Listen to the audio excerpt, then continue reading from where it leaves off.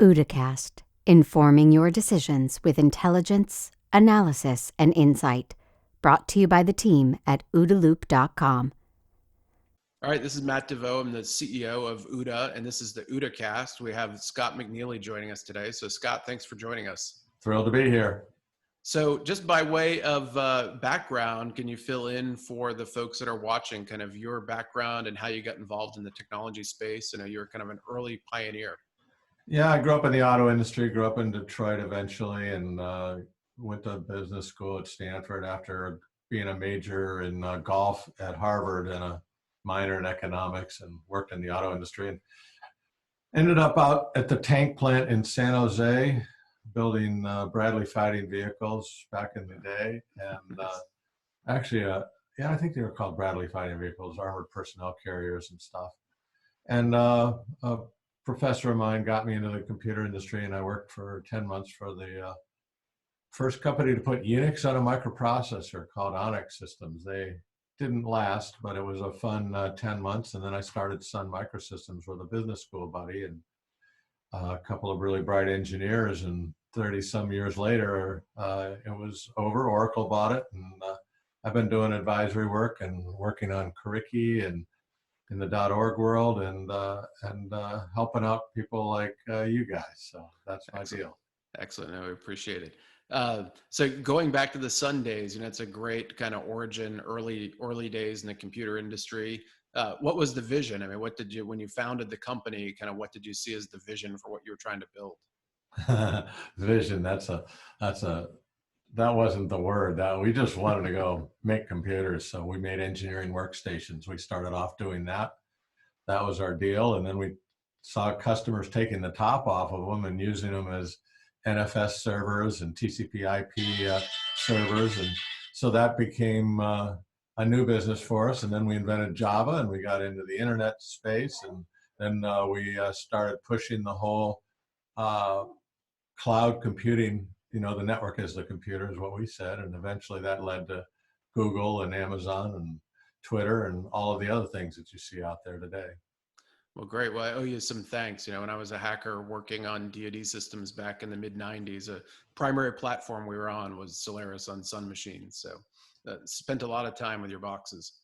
Yeah, our machines ended up in a lot of funny places, like Norman Schwarzkopf's tent during Desert Storm. And we had sun rays that used to track Air Force One because they were stateless, dataless, the most secure workstation you could have, and all kinds of places inside of the DoD and the government. So we have a long history there.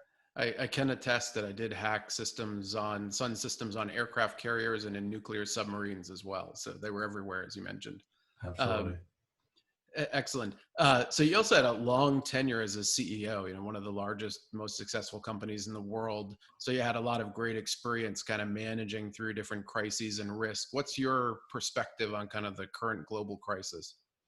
Well, I always, and Matt, you're in it right now, I call it the piñata.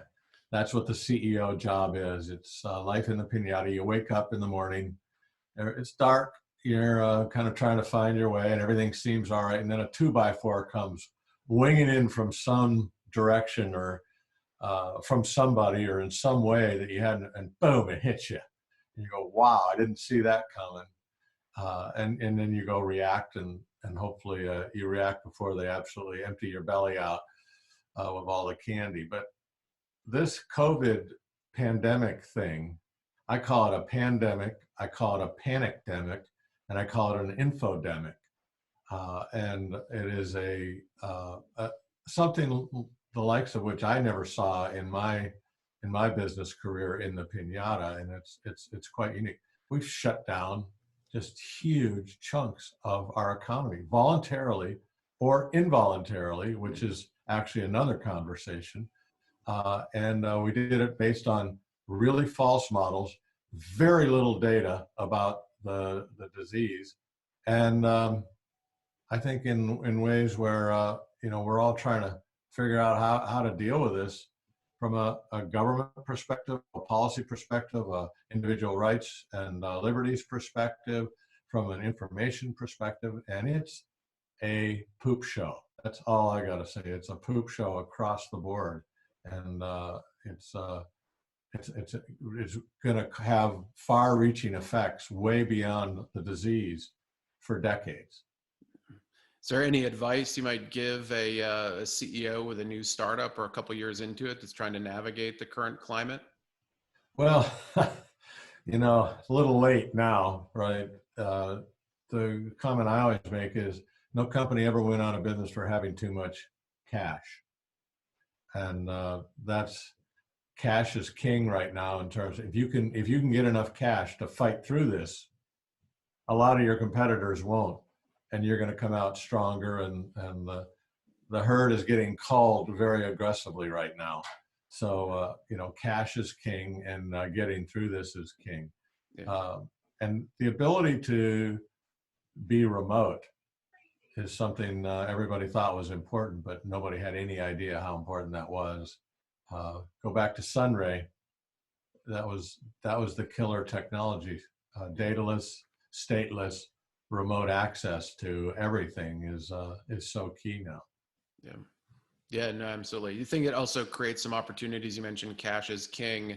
Is there going to be a opportunistic kind of investment period here as well, where there's a lot of companies who are in a tough position but have good intellectual property or good technology, that there'll be some big entities stepping up to kind of acquire that IP? Yeah, there might be acqui-hires just to hire a few of the people.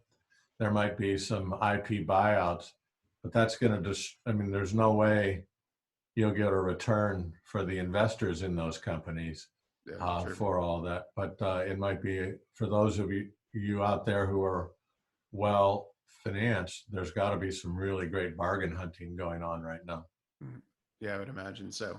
Any prediction as to what sectors of the economy will recover first or will be the best to sustain this? Well, what's interesting is we've already picked that. The government sort of picked winners here. They decided what was essential and what wasn't essential.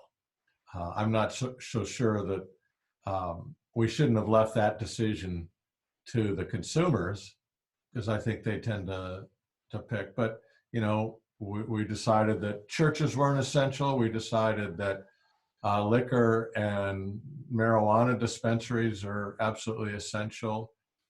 We decided that all of the sports teams, my son's a pro golfer on the PGA Tour. He's been unemployed for a while. That was deemed non-essential. And the winners and losers have already been picked. And certainly all of the delivery companies, all of the networking companies, all of the retail environments that had really good online web presence are doing a lot better than the ones who relied on bricks and mortar. Malls and Carnival Cruise Lines and other things like that are kind of struggling. So in terms of who recovers, the real question is, how soon does the consumer recover? Because their nest eggs, especially for retired folks, are going to get absolutely destroyed by the quantitative easing and the printing of money. That's devaluing the dollar. Inflation is going to shrink those nest eggs. How does somebody who's 65 or 70 retired, and when they see their nest egg by all of this, shut the economy down and then spend like drunken sailors with startup money being misallocated here, there, and everywhere? The Congress is just basically taxing anybody who has a nest egg. They've eliminated 30 million jobs out of the system, and they're not all coming back, because not everybody feels comfortable going back into a restaurant or whatever, because we've been, wear a mask, don't go out, you could die. And so there's an enormous amount of hesitancy to the small business owners out there I don't know when they come back, and I don't know if they come back, and a bunch of them won't. The scariest part of, I hope they come back soon, is the healthcare system that bending the curve was supposed to save. I was stunned when I heard 30,000 employees have been furloughed from the Mayo Clinic Are you kidding me? Really? And you look at hospitals all over the place that are on the brink and running out of money. The other thing that's got to come back are all of these states who are losing all of this tax revenue and paying out all of this unemployment insurance and all the rest of it. Their tax revenues are plummeting, and the pensions of the government sector unions. I don't know why our nation allows government sector unions. It is just there's absolutely it's wrong. It's just dead wrong, and that's another conversation. But all of these pensions and these union pensions and all the rest of it are going to go bankrupt. The states are going to go, cities are going to go bankrupt. Those are the ones I'm worried about. Yeah, it's horrible. All of the small business owners that have lost their business, horrible. But I mean, the cascade effect of this is going to be unbelievable. And let me tell you, we're already at amazingly high tax rates with massive deficits. And now we're spending even more, trillions. 3.7 trillion is the current budget deficit for the federal government. Really? 3.7 trillion just this year. Congress just can't wait to go spend more, and tax revenues are plummeting because people aren't making money. This is not going to be pretty. So, you know, what industries? I'm worried about our healthcare system. I'm worried about the governments that are out of control and overextended, and I'm worried about all of the folks who have assets in dollars who are facing an amazingly disastrous inflation and devaluation of the dollar for all the spending we're doing. Yeah. How's what that? Yeah. Anybody want a beer? Yeah. Need a shot of whiskey. It's on the bar behind me. How about from an innovation perspective? Do you think that we'll see any innovation that comes out of this? Are there any technologies that you're excited about that are not associated with the pandemic that you think hold a lot of promise over the next 5 to 10 years? Well, you know, I'll give you the answer I gave before the pandemic in terms of, you know, obviously everybody knows about AI and machine learning. Everybody knows about drones, land, sea, and air drones, autonomous vehicles. Everybody sees, you know, all of the disintermediation that the internet is offering and that cloud services are offering. But they go, where are the new jobs going to come from? I mean, what if we have self-driving trucks? What if we have AIs, chatbots, all of these other things? Well, there's two areas I think that are going to have huge amounts of increased spending and employment. One is security, and that's both physical, from Paul Blart, Mall Cop, to Navy SEALs, and virtual, from everything from, you know, your home consumer firewall or a password you put on your phone to absolute hackers and espionage and warfare, virtual warfare out there, all the way up to the satellites and, you know, with our Space Force. So security, just that whole concept, physical and virtual security, cybersecurity, are going to be absorbing, and ever as more and more commerce and more activity and more law enforcement and defense goes online, that can suck up every bit of brain power and every bit of physical manpower. I mean, just think how many people are in the security guard business now compared to pre 9/11, let's say. The other place is obviously in the healthcare space. And we're going to be spending from caregivers all the way through to monoclonal antibody, genius DNA, all of the AI, machine learning, and supercomputing power that we want to throw at attacking and maintaining our quality of life. Things that are attacking our quality of life and things we're doing to maintain that quality of life for people. So I think a lot of innovation is going to happen in those two areas, and people will generate a lot of return if they do some good things. Right. Do you think we'll see a little bit of a blending of the cyber and the physical, with some of the AI and automation taking on some of the physical security role over time? Absolutely. No question about that. It already is happening. And even Paul Blart Mall Cop is going to be armed with sensors and electronics and AI and cameras and all the rest of it. So it's everything is getting automated and everything's ending up in the cloud. We moved from the network as the computer to it's all about the data.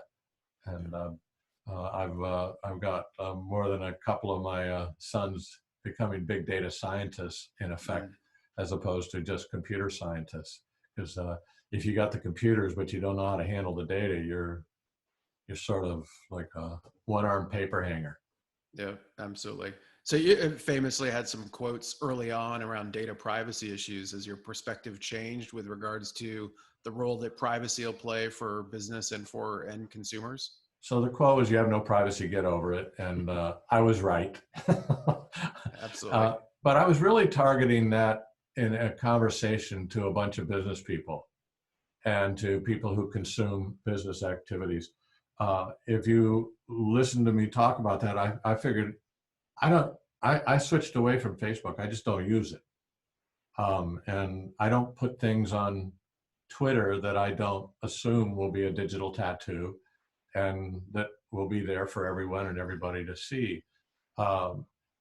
And you know what? I use AT&T as my phone provider. And if they start giving my stuff away that I don't want them to, I'm going to switch. I'm going to switch to Sprint or Verizon or somebody else. So there's some choice you have. If you have a free service, you understand that you're not the customer, you are the product, and that your data and all about you is pretty much out there. So that's the world we live in, and I was just calling it as I saw it. The thing that scares me to death is when your government knows everything about you. That's horribly scary.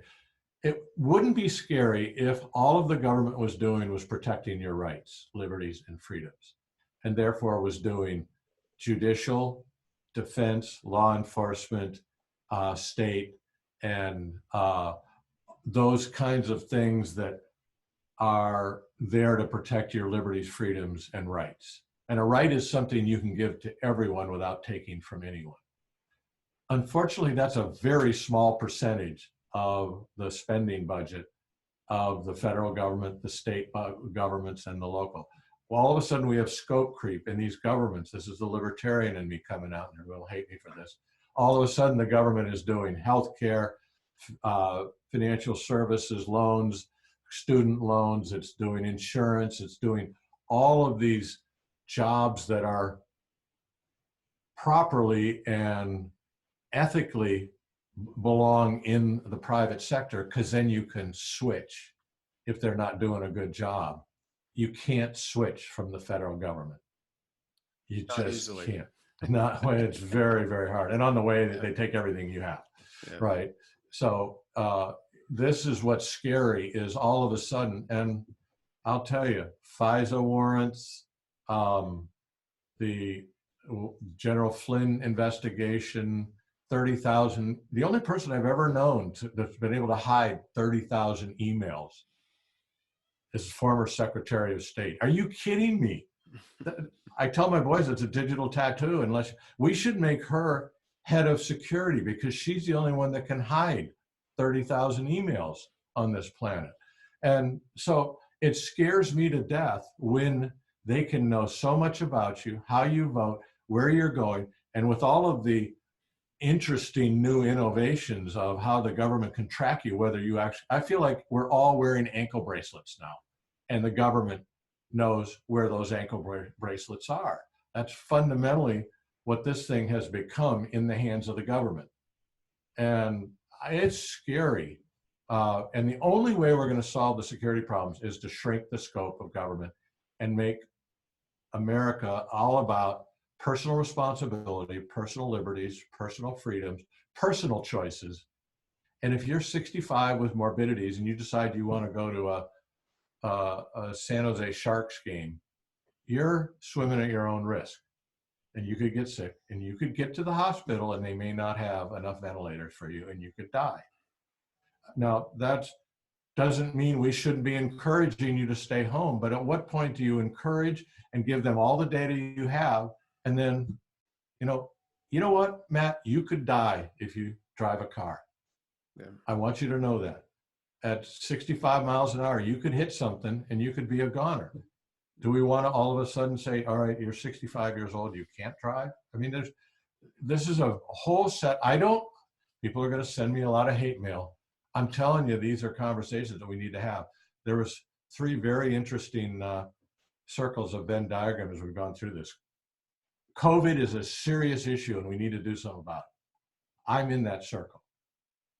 Our economy is incredibly important to the health and welfare and lifestyle of everybody in the United States and in fact on the planet. I'm in that Venn diagram circle also. Our rights, liberties and freedoms are absolutely critical to our way of life. I'm also in that Venn diagram. I'm in a very small set of people, it seems, that is in all 3 of those and in the overlap of those 3 Venn diagram circles. I'm in the middle. I care about all of those. And I want to make sure we think about and do the best and make all of the trade-offs for all of those. It seems like everybody's in one camp or the other and not understanding that there are lots of trade-offs that have to be made here. But I believe the only way we're going to have privacy that matters is if we have small government. Do you worry at all from a privacy perspective about kind of the corporate aggregation? Because I feel like the large companies have more information about me than the government does in many details. I don't think they do, because the government can always get the information from the businesses. And you don't know what they have on us and where they're tapping in, all the rest of it. So but I do believe there is a wart in capitalism. It's called monopoly power. It's called market power that is stronger than, and monopoly by definition is strong enough that competitive startups and other companies are not strong enough to overcome your barriers to entry into the market.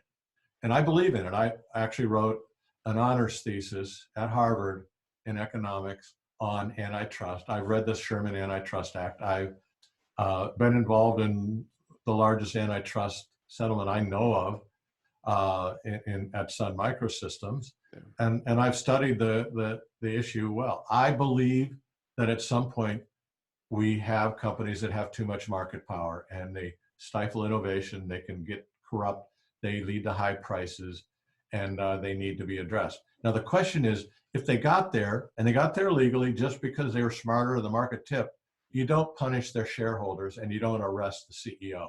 That's what I think is wrong with our antitrust laws. We could have just bought Microsoft, bronzed Bill Gates on the Department of Commerce steps, made him Secretary of Commerce, and bought the company from all the shareholders, and then given all of the IP open source to every US company. And maybe that would have been a great way to resolve any antitrust issues. I'm not saying it is, I'm just offering this out as a different way to think about antitrust. But I love the fact that we have all these banks that are too big to fail. By definition, too big to fail says we need to break them up. What do? We prop them up. We don't break them up, we prop them up.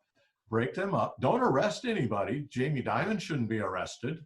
His shareholders shouldn't be wrecked because he's done a great job of talking the government into giving him lots of money and propping his business up. We should probably re-elect no one. I'm all for term limits, like 1.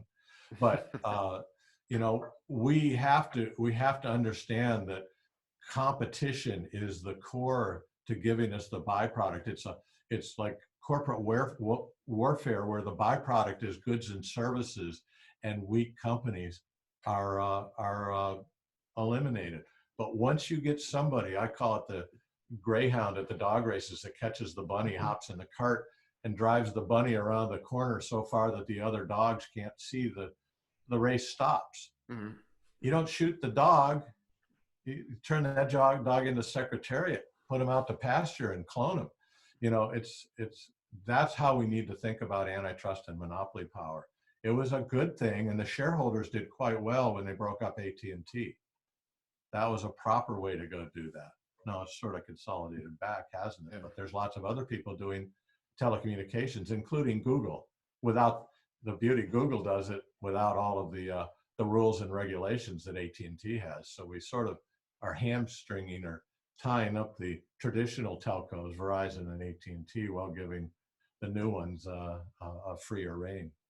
Yeah, there does seem to be a disparity there, right, between telecommunications over the internet and telecommunications over the airwaves, with one being regulated and one not being regulated. Yeah, and there's sort of a disparity between the U.S. Postal Service and the regulations they operate under, and FedEx and UPS. And you know, we need to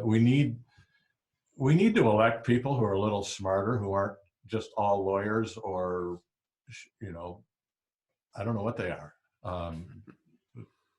Excited about their positions of power.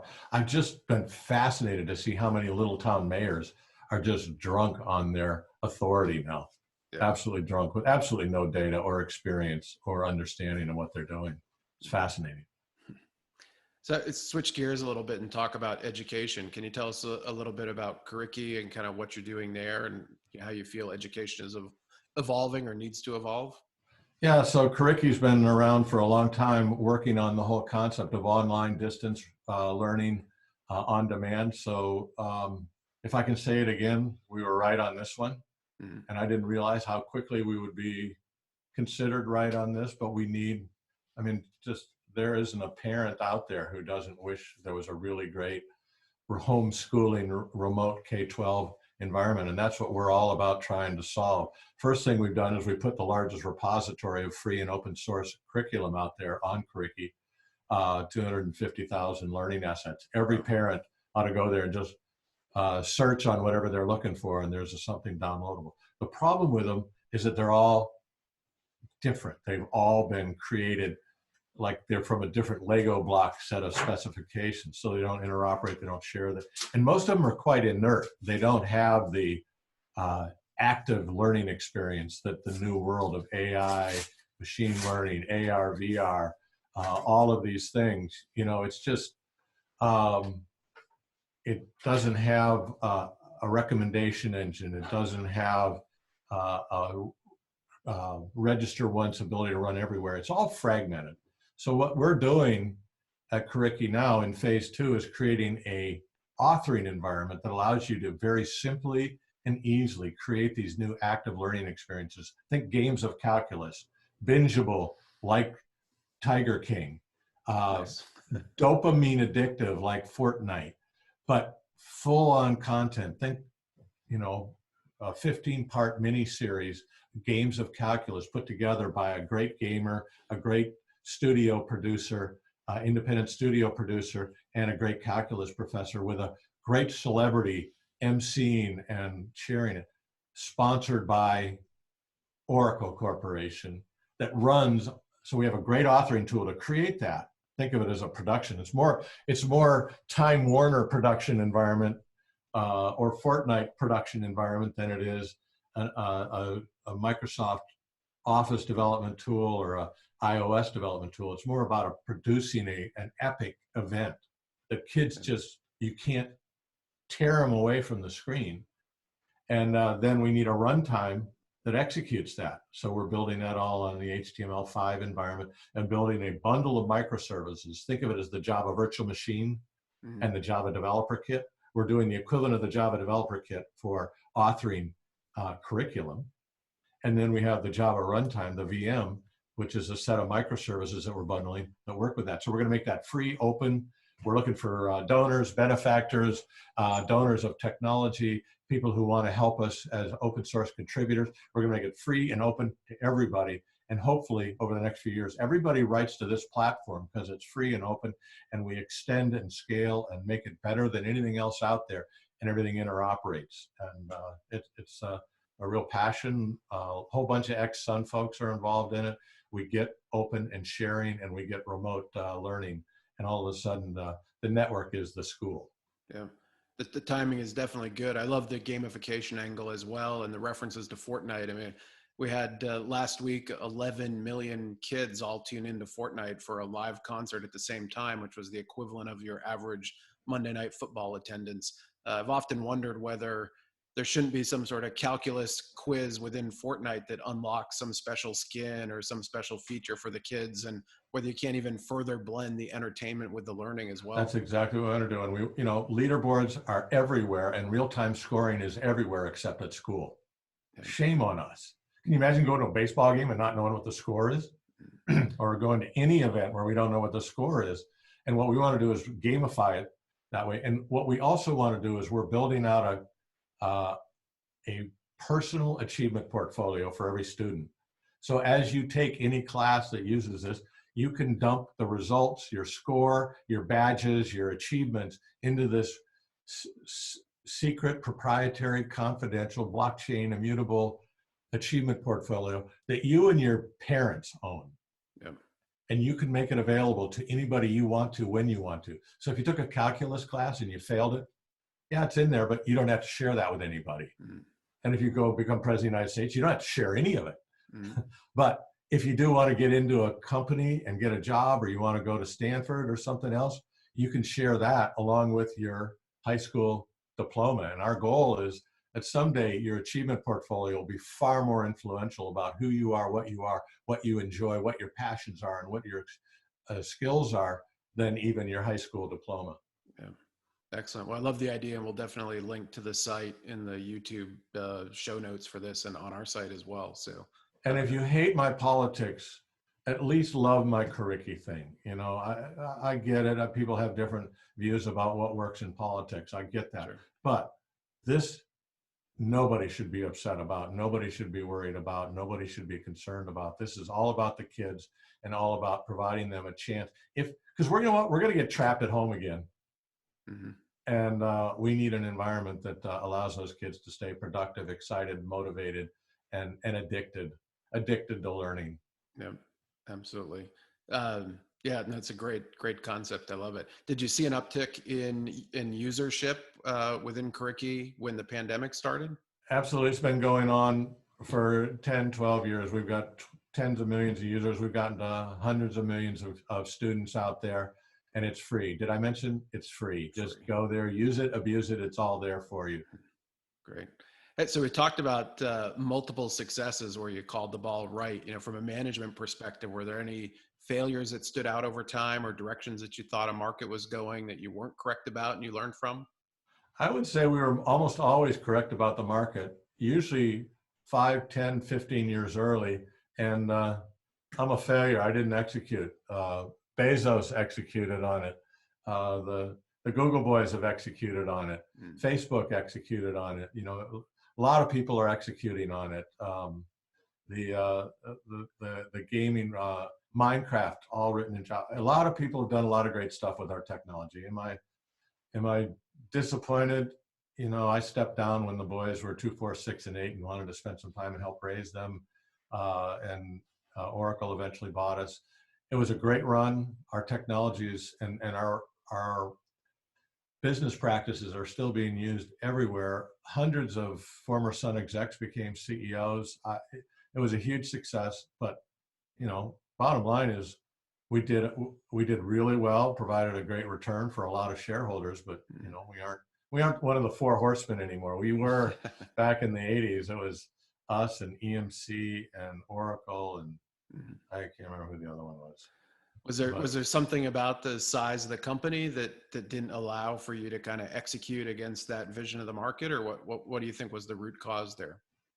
We thought we could be the arms supplier to all of the cloud manufacturers, and it turns out the cloud manufacturers got big and became their own engineering teams.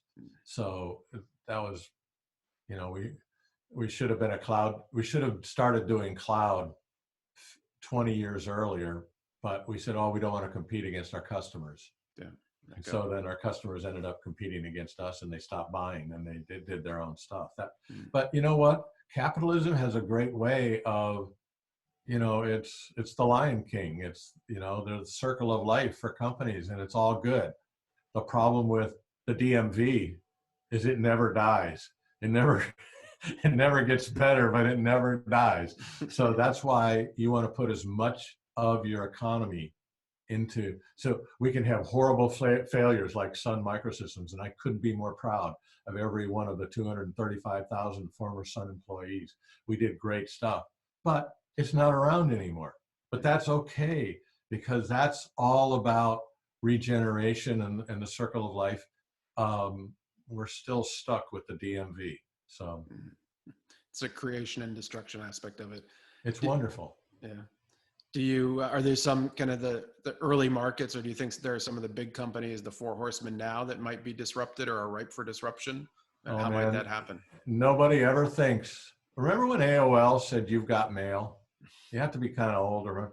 We thought that was it. That was email. Mm-hmm. Look at how much disruption is. Remember the StarTAC? Motorola came out with the StarTAC.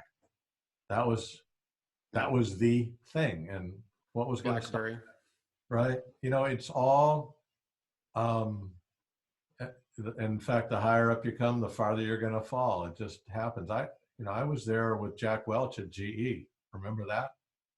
When was the last time nobody brings up GE anymore? Yeah. It happens. It will happen. And it should happen. And the problem is, the bigger you get and the more monopoly power you have, ultimately, either you're going to get broken up, or you'll get regulated to the point where everybody else will catch up, or you just don't see the next thing coming. Cab companies never saw Uber coming, so it just, stuff happens. Yeah, sneaks up from behind. I quote Jack Welch all the time when people are trying to determine why their security program is ineffective, and it's you get the behavior that you measure and reward. I think that's a great summation of why a lot of these programs fail internally from a cybersecurity perspective, at least. I like to quote country western singer, "Sometimes you're the windshield, sometimes you're the bug." You know, go hard, go fast, be the windshield. Yeah. So you have your hands, in a lot of things and still very well informed. What source of information are you using that kind of inform your decision cycle now in this stage in your career? Well, I read on the net voraciously. I read comments more than I read the articles. I spend probably 3 minutes on an article and maybe 5 or 7 or 10 minutes on the comments, because I want to hear all sides. And it's just very different. And I think people who think that an article is the explanation are missing it by not looking at the comments. I learned so much from that. I don't trust anything I read anymore. I mean, I think it's almost all fake news. And you really have to use your own logic and experience and people you trust explicitly to build your belief system. I have probably 30 or so companies that I'm advising, so I get a lot of input and understanding of what's going on in all kinds of markets and spaces and places by advising them. And then I've got a pretty good network of buddies that I've worked with over the years that are also very informative. So, and I got more time than most people because I'm not doing performance reviews or recruiting or this, that, and the other thing. So I actually get a chance to spend more time. I wish I'd had this kind of time to just think and look and investigate that I do now. Do you wish you had made more time? I know there's some executives that try to be a little bit deliberate about that, but it gets very hard, even myself, to find the time to kind of reflect and do that thinking. Urgent drives out the important all the time. I spent a lot of time selling, which I thought was, like I said, no company ever goes out of business for having too much business. So I always thought that making sure we understood what the customer was saying, but that tended to be, kind of tunnel vision in terms of what's going on in the rest of the world sometimes. Yeah, that's what I've always said as well, that the CEO usually needs to be your top salesperson. It's just the reality. The hardest part about being CEO, though, is as you'll find as you get to, you're always the last one to know or to be told, and it's just sort of the way it works. And you have to spend. I mean, if I had some advice for any CEO out there, it is spend a good portion of every exchange you have with any employee, any customer, any shareholder, any stakeholder in your company.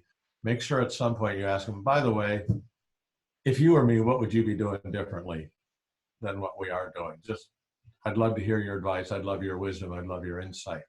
And that is the most powerful, the most empowering, and the most productive question that you can ask of everybody you run into. I don't care if they're on the shipping dock, a former employee, a shareholder, even somebody out of the fake news or whatever. Just ask them the question, and one, they will appreciate the time you're taking to hear what they have to say. But two, you might actually learn something. And people say, how'd you figure that out? Somebody told me, because I asked them and I was sincerely interested. You don't have to take everybody's advice, but asking them is a very valuable thing to do. Yeah, excellent. We always like to ask as well that any books that you're currently reading that you might recommend or have recently read.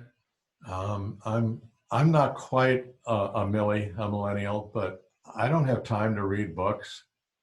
I read the Cliff Notes, or I ask somebody who read it, tell me about it. What did you learn? And that's my Cliff Notes, because if I spend all of my time reading them, I will tell you, Crenshaw's book, Dan Crenshaw's book, I'm hearing just unbelievable things. I guess it's just flat sold out. And my son was the one who got me onto that one, and he just loves it.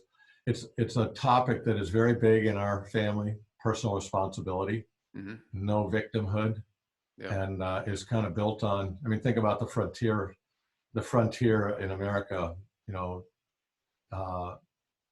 There wasn't a lot of people who survived if they didn't take personal responsibility back in those days. So I think that's something that I think ought to be required reading for everybody in the K-12 space.